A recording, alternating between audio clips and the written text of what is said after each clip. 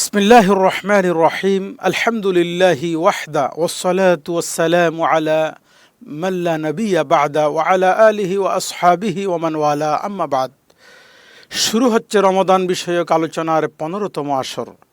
বিষয় রোজা ভঙ্গকারী বিষয়গুলো, রোজা ভঙ্গ হওয়ার শর্তসমূহ, কোন কোন বিষয়গুলোতে রোজা ভঙ্গ হয় না এবং রোজাদারের জন্য যা যা বৈধ। নিশ্চয়ই সকল প্রশংসা সেই প্রজ্ঞাবান স্রষ্টা আল্লাহ সুবহানাহু ওয়া তাআলার জন্য, মহান সহনশীল ও সত্যবাদী, পরম দয়ালু, উদার রিজিকদাতা। তিনি কোনো স্তম্ভ বা বন্ধন ছাড়াই 7 স্তর আকাশ উত্তোলন করেছেন আর সুউচ্চ পর্বতমালার মাধ্যমে পৃথিবীকে সুদৃঢ় করেছেন। তিনি প্রমাণ ও সত্যের মাধ্যমে তার সৃষ্টির কাছে নিজেকে পরিচিত করেছেন এবং সকল সৃষ্টির রিজিকের দায়িত্ব নিজেই গ্রহণ করেছেন। তিনি প্রবাহমান পানি থেকে মানুষকে সৃষ্টি করেছেন, সম্পর্ককে দৃঢ় করার জন্য তার উপর বিধানসমূহ অপরিহার্য করেছেন এবং যা গ্রহণযোগ্য নয় সেসব বিষয়ে ভুল ও বিস্মৃতির জন্য তাকে ক্ষমা করেছেন। হে আমার ভাইয়েরা, পূর্বে উল্লেখিত যে রোজা ভঙ্গকারী বিষয়গুলো হায়েজ ও নিফাস ব্যতীত, যেমন সহবাস, সরাসরি স্পর্শের মাধ্যমে বীর্যপাত, আহার ও পান এবং এদের সমপর্যায়ভুক্ত বিষয়সমূহ হিজামা তথা শিঙ্গা লাগানো, বমি, এগুলোর কোনোটিকেই রোজাদারকে রোজা ভঙ্গকারী হিসেবে গণ্য করবেন না, কারণ যতক্ষণ না সেতু জেনে বুঝে স্মরণে রেখে এবং স্বেচ্ছাই করে। সুতরাং এখানে 3টি শর্ত রয়েছে।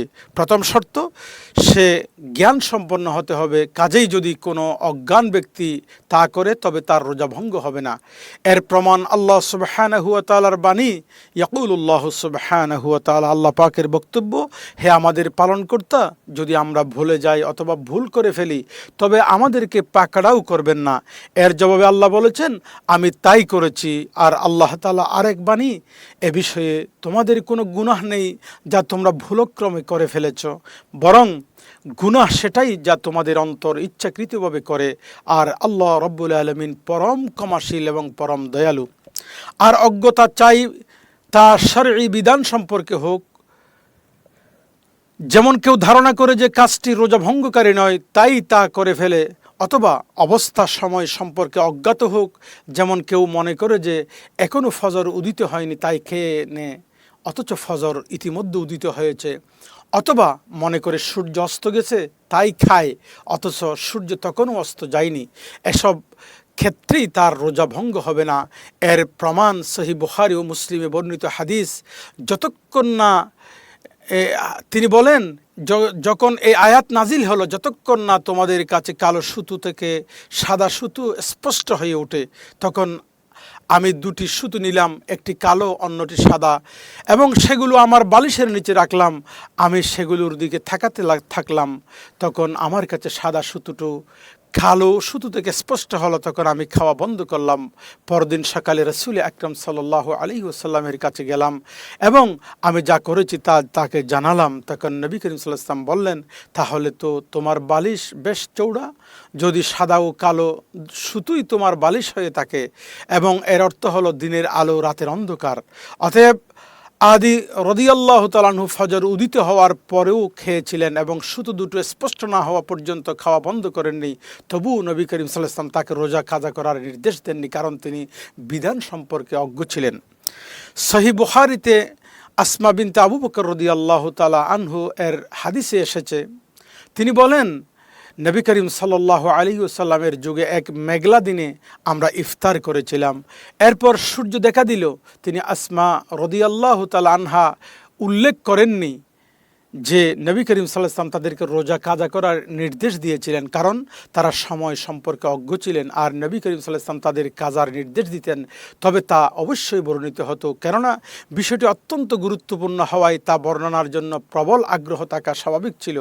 বরং শাইখুল হাদিস ইবনে তাইমিয়া তার রিসালা হাকিকাতুস সিয়াম গ্রন্থে উল্লেখ করেছেন যে হাদিসের একজন বর্ণনাকারী হিশাম ইবনু উরওয়া, তার পিতা উরওয়া থেকে বর্ণনা করেন, তাদেরকে রোজা কাজা করার নির্দেশ দেওয়া হয়নি। এভাবেই যদি কেউ ফজর উদিত হওয়ার পরে খেয়ে ফেলে, এই ধারণায় যে ফজর এখনও উঠেনি, অতপর পরে তার কাছে স্পষ্ট হয়ে গেল যে ফজর তো উঠে গিয়েছিল, তাহলে তার রোজা সহি হবে এবং তার উপর কোনো কাজা নেই, কারণ সে সময় সম্পর্কে অজ্ঞ ছিল। আর আল্লাহ তাআলা তাকে ফজর স্পষ্ট হওয়া পর্যন্ত খাওয়া পান করা সহবাসের অনুমতি দিয়েছেন। যে কাজ অনুমোদিত ও বৈধ তা করার কারণে কাউকে কাজার নির্দেশ দেওয়া হয় না। তবে যখনই সে খেতে বা পান করতে থাকা অবস্থায় জানতে পারে সে সূর্য এখনও অস্ত যায়নি অথবা ফজর ইতিমধ্যে উদিত হয়ে গেছে, তখনই সে সঙ্গে সঙ্গে বিরত থাকবে এবং মুখে যদি কিছু থাকে তবে তা বের করে দেবে, কারণ তখন তার অজুহাত অবশিষ্ট নেই। দ্বিতীয় শর্ত, সে স্মরণে থাকা অবস্থায় হতে হবে। অতএব যদি কেউ ভুলে নাসিয়ান তা করে তবে তার রোজা সহি হবে, তার উপর কোনো কাজা নেই। এর প্রমাণ পূর্বে উল্লেখিত সূরা আল বাকারার আয়াত আবু হুরায়রা রাদিয়াল্লাহু থেকে বর্ণিত হাদিস। তিনি বলেন, নবী করিম সাল্লাল্লাহু আলাইহি ওয়াসাল্লাম বলেছেন, যে ব্যক্তি রোজা অবস্থায় খেয়ে ফেলে তা পান করে সে যেন তার রোজা পূর্ণ করে, কারণ আল্লাহই তাকে খাইয়েছেন, পান করিয়েছেন। নবী করিম সাল্লাল্লাহু আলাইহি ওয়াসাল্লামের পক্ষ থেকে রোজা পূর্ণ করার নির্দেশ দেওয়া এই প্রমাণ করে যে ওই রোজা সহি, আর ভুলে খাওয়ানো বা পান করানোকে আল্লাহর সঙ্গে সম্পৃক্ত করেছেন। এর প্রমাণ যে এক্ষেত্রে রোজাদারের উপর কোনো গুনাহ আরোপ করা হবে না। তবে যখনই সে স্মরণ করবে বা তাকে স্মরণ করিয়ে দেওয়া হবে তখনই তাকে বিরত হতে হবে এবং যদি মুখে কিছু থাকে তা বের করে ফেলতে হবে, কারণ তখন তার উপর অজুহাত দূর হয়ে গেছে। আর যে ব্যক্তি কোনো রোজাদারকে খেতে বা পান করতে দেখবে তার জন্য তাকে সতর্ক করে দেওয়া আবশ্যক। আল্লাহ তাআলা বলেন, আর তোমরা সৎকর্ম ও তাকওয়ার কাজে পরস্পরকে সহযোগিতা করো। তৃতীয় শর্ত হলো ব্যক্তি ইচ্ছা ও স্বাধীনতায় কাজটি করা, অর্থাৎ রোজা ভঙ্গকারী কোনো বিষয় সে নিজের ইচ্ছা ও সংকল্পে গ্রহণ করেছে, কিন্তু যদি তাকে জোরপূর্বক করানো হয় তবে তার রোজা সহি থাকবে এবং তার উপর কোনো কাজা নেই, কারণ আল্লাহ সুবহানাহু ওয়া তাআলা সে ব্যক্তির উপর থেকে বিধান তুলে নিয়েছেন যে ব্যক্তি জবরদস্তির কারণে কুফরি কথা বা কাজে লিপ্ত হয়েছে যখন তার অন্তর ঈমানে প্রশান্ত ছিল। আল্লাহ তাআলা বলেন, যে ব্যক্তি ঈমান আনার পর আল্লাহকে অস্বীকার করে সে নয় যাকে বাধ্য করা হয়েছে অথচ তার অন্তর ঈমানে অবিচল, তবে সে ব্যক্তি কুফরির অন্তর থেকে গ্রহণ করে তাদের উপর আল্লাহর গজব, তাদের জন্য রয়েছে কঠিন শাস্তি। সুতরাং আল্লাহ যখন জবরদস্তির কারণে কুফরের বিধানই তুলে নিয়েছেন তখন তার চেয়ে হালকা বিষয়সমূহ আরও অধিক প্রযোজ্য। নবী করিম সাল্লাল্লাহু আলাইহি ওয়াসাল্লাম বলেছেন, নিশ্চয়ই আল্লাহ আমার উম্মতের ভুল বিস্মৃতি এবং যে বিষয়ে তাদের বাধ্য করা হয়েছে সেসব ক্ষমা করে দিয়েছেন। এই হাদিসটি ইবনু মাজাহ বাইহাকি বর্ণনা করেছেন। যদি কোনো ব্যক্তি তার স্ত্রীকে রোজা অবস্থায় জোরপূর্বক সহবাসে বাধ্য করে তবে স্ত্রী রোজা সহি থাকবে, কারণ তার উপর কোনো কাজা নেই। তবে রোজা অবস্থায় স্ত্রীকে জোর করে সহবাসে বাধ্য করা তার জন্য হালাল নয়। অবশ্য যদি স্ত্রী তার অনুমতি ছাড়া নফল রোজা রাখে, সে অবস্থায় সে স্বামী উপস্থিত থাকে তাহলে ভিন্ন কথা। আর যদি রোজাদারের পেটে ধুলো উড়ে প্রবেশ করে কিংবা তার ইচ্ছা ছাড়া কোনো কিছু ভেতরে ঢুকে অথবা সে কুলি করা বা নাকে পানি দেওয়ার সময় অনিচ্ছাকৃতভাবে পানি ছুটে যায় বা পানি পেটে ঢুকে যায় তাহলে তার রোজা সহি থাকবে এবং তার উপর কোনো কাজা নেই। রোজাদারের চোখে সুরমা বা কোনো ধরনের ওষুধ ব্যবহার করলে রোজা ভাঙ্গে যায় না, এমনকি যদি সেই ওষুধের স্বাদ গলায় অনুভূতও হয়, কারণ এটি খাওয়া বা পান করার অন্তর্ভুক্ত নয়, খাওয়া পান করার অর্থেও পড়ে না। একইভাবে কানে ওষুধ প্রয়োগ করলে রোজা ভাঙ্গে যায় না।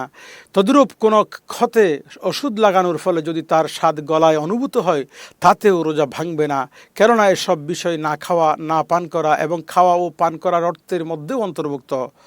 চাইলে আমি আরও সহজ ভাষায় এই বিষয়গুলো আপনাদের সামনে উপস্থাপন করব। শাইখুল ইসলাম ইবনে তাইমিয়া রাহিমাহুল্লাহ তার রিসালা হাকিকাতুল সিয়াম গ্রন্থে বলেন, আমরা নিশ্চিতভাবে যদি জানি যে কোরআন ও সুন্নাতে এমন কোনো প্রমাণ নেই যা এসব বিষয় দ্বারা রোজা ভঙ্গ হওয়ার নির্দেশ করে, সুতরাং আমরা বুঝতে পারি যে এগুলো রোজা ভঙ্গকারী নয়। তিনি বলেন, রোজা মুসলমানদের দিনের অন্তর্ভুক্ত এমন একটি বিষয় যার জ্ঞান বিশেষজ্ঞ ও সাধারণ সবারই জানা প্রয়োজন। অতএব যদি এসব বিষয় আল্লাহ তার রসুল সাল্লাল্লাহু আলাইহি ওয়াসাল্লামের রোজার অবস্থায় হারাম করে থাকতেন, এগুলোর মাধ্যমে রোজা নষ্ট হয়ে যেত, তবে রসুল সাল্লাল্লাহু আলাইহি ওয়াসাল্লামের জন্য তা স্পষ্টভাবে বর্ণনা করা অপরিহার্য ছিল। আর যদি তিনি তা উল্লেখ করতেন তবে সাহাবায়ে কেরাম তা অবশ্যই জেনে নিতেন এবং অন্যান্য শরীয়তের বিধানের মতোই তা উম্মতের জন্য পৌঁছে দিতেন। যেহেতু কোনো আলেমেই নবী করিম সাল্লাল্লাহু আলাইহি ওয়াসাল্লাম থেকে এ বিষয়ে না সহি বা না দুর্বল, না মুসনদ বা না মুরসাল কোনো হাদিস বর্ণনা করেননি, তাই জানা যায় যে নবী করিম সাল্লাল্লাহু আলাইহি ওয়াসাল্লাম এ বিষয়ে কিছুই বলেননি। আবু দাউদ রাহিমাহুল্লাহ বলেন, ইয়াহইয়া ইবনু মাইন আমাকে বলেন এটি একটি মুনকার হাদিস। শাইখুল ইসলামও একই কথা বলেছেন। আর যেসব বিধান উম্মতের জানার প্রয়োজন সেগুলো যদি নবী করিম সাল্লাল্লাহু আলাইহি ওয়াসাল্লাম অবশ্যই সাধারণভাবে স্পষ্ট করে বয়ান করতেন এবং উম্মতও তা অবশ্যই বর্ণনা সংরক্ষণ করত। সুতরাং যখন তা পাওয়া যায় না তখন জানা যায় যে বিষয়টি তার দ্বীনের অন্তর্ভুক্ত নয়। এখানে তার বক্তব্য শেষ। আল্লাহ তার প্রতি রহম করুন। তার এই কথা অত্যন্ত দৃঢ়, স্পষ্ট প্রমাণ ও সুপ্রতিষ্ঠিত নীতিমালার উপর ভিত্তি করে গঠিত। খাদ্যের স্বাদ গ্রহণের মাধ্যমে সিয়াম ভঙ্গ হয় না যদি তা গিলে না ফেলে। সুগন্ধ বা ধূপের গন্ধ নিলেও সিয়াম ভঙ্গ হয় না, তবে ধূপের ধোঁয়া বেশি নেওয়া উচিত নয়, কারণ এর কিছু কণা উঁচুতে উড়ে গিয়ে হয়তো পেট পর্যন্ত পৌঁছতে পারে। মুখে ধোঁয়া বা নাক দিয়ে পানি টানার মাধ্যমে সিয়াম ভঙ্গ হয় না, তবে এক্ষেত্রে অতিরিক্ত পানি নেওয়া উচিত নয়, কেননা পানি পেটে পৌঁছতে পারে। মিসওয়াক ব্যবহারের মাধ্যমে রোজা ভেঙে যায় না, বরং রোজাদারের জন্য দিনের বেলা ও দিনের শেষ ভাগেও এটি সুন্নত। যেমনটি রোজা না থাকা ব্যক্তিদের জন্য নবী করিম সাল্লাল্লাহু আলাইহি ওয়াসাল্লাম বলেছেন, যদি আমার উম্মতের জন্য কষ্টকর না হতো তবে আমি তাদেরকে প্রতি নামাজের সময় মিসওয়াক করার নির্দেশ দিতাম। এই হাদিসটি